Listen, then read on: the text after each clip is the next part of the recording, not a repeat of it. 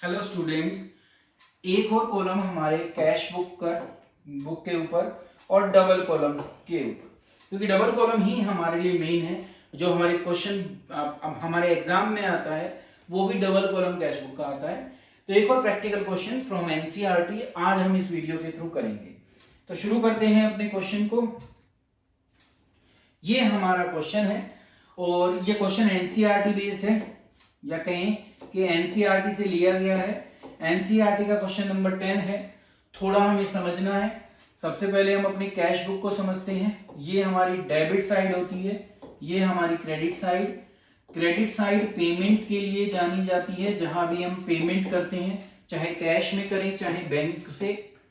ये हमारी receipt side होती है, डेबिट साइड, कैश में आया हो चाहे बैंक में आया हो। तो ये तो हो गया कैश बुक को समझना। दो अकाउंट एक साथ बनाते हैं, कैश एंड बैंक। अब शुरू करते हैं अपने क्वेश्चन को। Messrs Ruchi trader started their cash book with the following balances on July 2017। तो सबसे पहले हमें ईयर लिखना होता है और फिर मंथ लिखना होता है। दोनों तरफ हम इसी तरीके से करेंगे। अब हम आगे पढ़ते हैं क्वेश्चन को। कैश में 1354 का बैलेंस है, तो हमने लिख दिया to balance B. Date first डालेंगे क्योंकि मंथ 60 की डालते हैं। अब अगर बैलेंस देखें बैंक के करंट अकाउंट में, तो वर्ड बैलेंस यूज किया है, दैट्स मींस पॉजिटिव बैलेंस है 7560। तो आप यहां लिख देंगे उसको, ठीक है। अगर ओवरड्राफ्ट लिखा होता तो हम यहां लिखते, बट अभी बैलेंस है तो यहां लिखा। अब ये सारी ट्रांजैक्शन है, शुरुआत जुलाई 3 से करेंगे। कैश सेल है हमारी कितने की, 23। पैसा आपके पास आ रहा है, आप उसको रिसिप्ट साइड में लिखेंगे। किस फॉर्म में आया, सेल्स की फॉर्म में। डेट 3 है और अमाउंट जो है, क्योंकि कैश वर्ड लिखा है तो हम कैश के कॉलम में लिखेंगे और अमाउंट है 2300। नेक्स्ट जुलाई 5 की एंट्री है कि हमने क्या की है, गुड्स परचेज की हैं, पेमेंट करेंगे। इसका मतलब हम परचेज अकाउंट में, या परचेज गुड्स जब हम करते हैं तो परचेज अकाउंट को यूज करते हैं। डेट हमारी 5 है और क्योंकि पेमेंट चेक से की है तो हम बैंक के कॉलम में अमाउंट लिखेंगे। नेक्स्ट एंट्री पर चलें तो फिर दोबारा से कैश सेल की एंट्री है।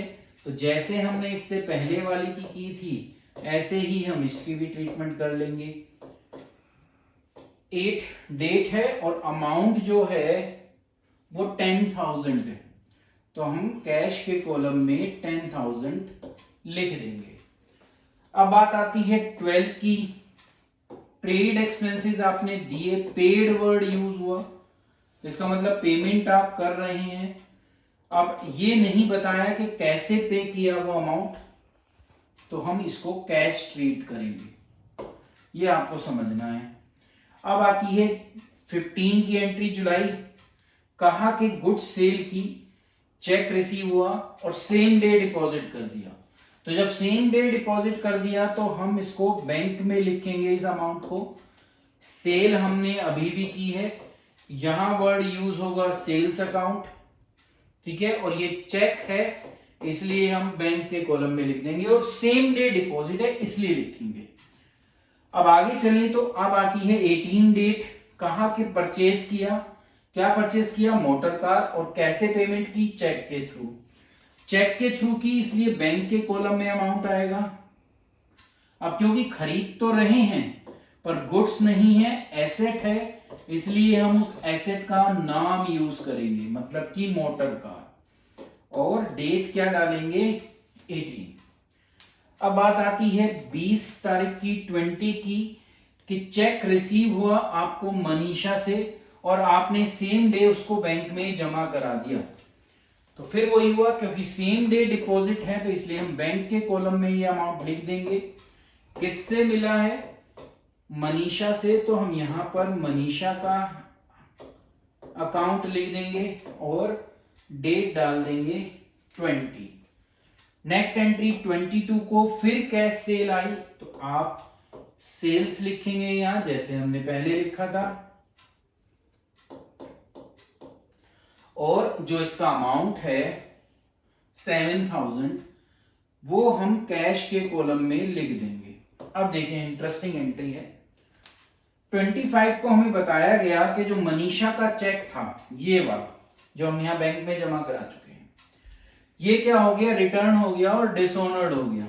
अमाउंट नहीं है इसके सामने, होगा भी नहीं क्योंकि हमें पता है वो कितने का है, 10,000 का। अब मैंने तो अपने बैंक के कॉलम को बढ़ा रखा है, प्लस कर रखा है, पर ये तो पैसा मेरे अकाउंट में आया ही नहीं है क्योंकि चेक क्या हो गया, डिसऑनर्ड हो गया। तो हमें अब अगर इसकी जर्नल एंट्री की बात करें मनीषा के चेक की, तो इसकी जर्नल एंट्री होती है कि ये पैसा मैं दोबारा मनीषा से लूंगा, तो मैं मनीषा को अपना दोबारा डेटर बना दूंगा।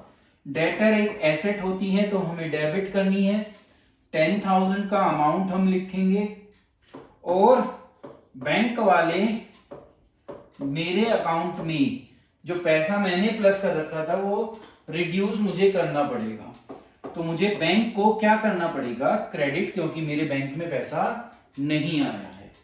तो दिखता है, हमें समझ में आता है कि जर्नल एंट्री में बैंक क्रेडिट है तो क्रेडिट साइड में एंट्री आएगी और 10,000 रुपीज से एंट्री आएगी। नाम किसका आएगा, मनीषा का। तो आप यहां पर क्या लिख देंगे, मनीषा। तो जब कोई चेक डिसऑनर्ड हो जाए तो ये उसकी एंट्री है जिसको आपको समझना था। मेरे हिसाब से आप समझ गए। अब हम अगली एंट्री पर चलते हैं। लिखा है पेड रेंट। तो अब तक हम समझ चुके हैं कि कोई भी एक्सपेंस जब हम पे करते हैं तो वो पेमेंट साइड में आएगा। 2000 का अमाउंट है, क्योंकि नहीं बताया कैसे पे किया तो आप कैश से पे करेंगे। आगे पेड टेलीफोन एक्सपेंस बता दिया कैसे पे किया, चेक से, तो आप हमें कंफर्म हो गया कि हमें बैंक से पे करना है।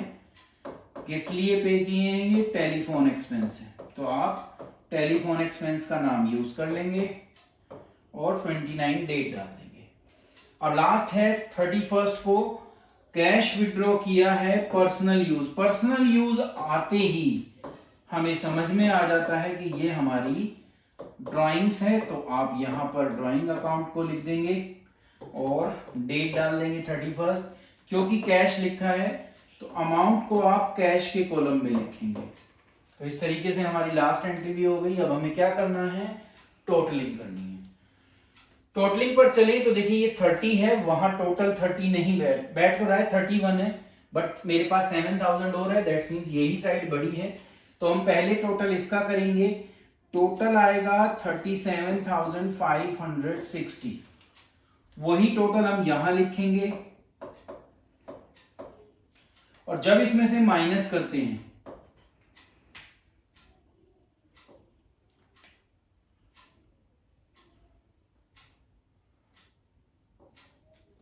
तो ये 6,060 रुपीज आता है।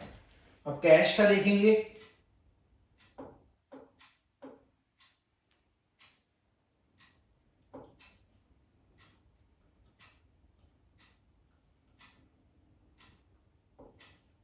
$20,654 आता है, वही हम यहां लिखेंगे। और अब इसमें से माइनस करेंगे। ये मेरे बैलेंस होंगे सीडी के।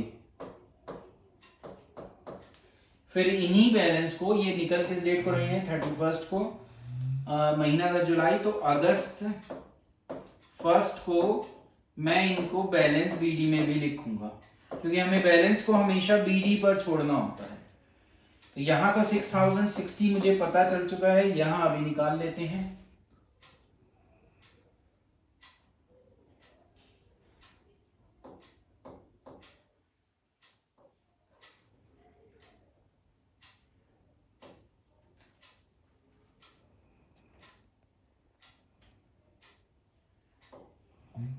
$15,846 आता है, ये आप यहां लिखेंगे। और इस तरीके से हमारा क्वेश्चन ये कंप्लीट होता है। जितने क्वेश्चन हमारे एनसीईआरटी के थे ये कैश बुक के डबल कॉलम के, वो इस वीडियो के थ्रू हमने यहाँ पे पूरा किया है। अभी कैश बुक में कुछ और काम रहता है, वो नेक्स्ट वीडियो में सीखेंगे। Thank you.